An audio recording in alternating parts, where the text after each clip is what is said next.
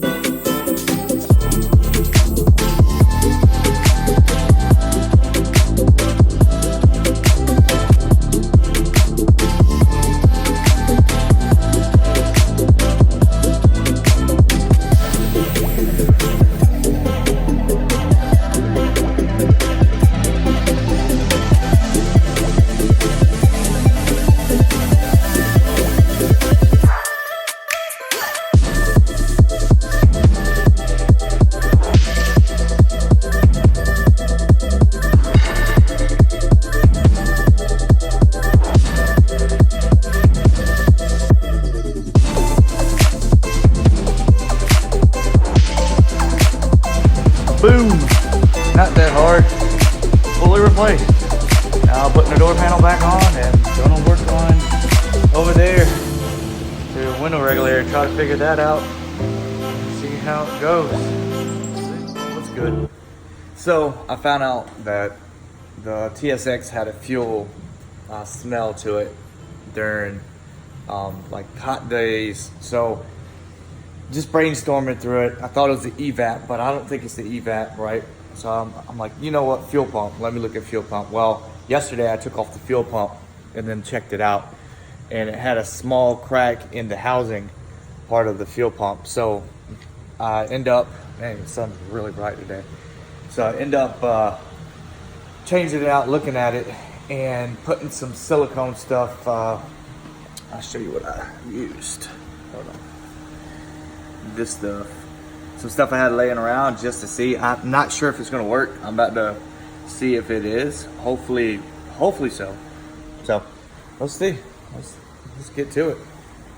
So access point for the fuel pump is right here in the back of your trunk for a TSX 2006. If anybody was wondering, it's in the back. You take 3 bolts, 3 screws basically, and then you lift this concealment. But you see where that gunk is? That is where the fuel was leaking at. So hopefully it's dry by now. Let's see. Yeah, it's dry.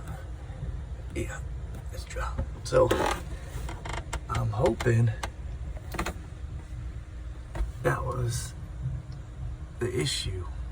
It was a low crack, so I'm hoping that's gonna hold. And what I'm gonna do today is turn on the fuel pump and see. But no fuel smell, so that's always good. So let's see how that goes. So I got a couple things I'm doing today. I'm gonna black out the trim and then try to fix this fuel pump issue. The fuel pump on the housing of it, the little L-shaped like housing, I guess, plastic piece, it's got a crack, and which is causing fuel to spew out underneath the car, and so that's what's giving that smell. So blackout trim, and then I got some JB Weld for plastic to see if that's gonna fix it. Hopefully it fixes it. So stay tuned to it. Let's see. I'm gonna do a video of it, and hopefully it will. Talk about in the video, right there is where it's cracked. It's spewing out of here, and then it's spewing out of there. Somehow that was already cracked, so gotta clean it out and try it. I've got some, like I said, plastic weld stuff, so let's see how that works.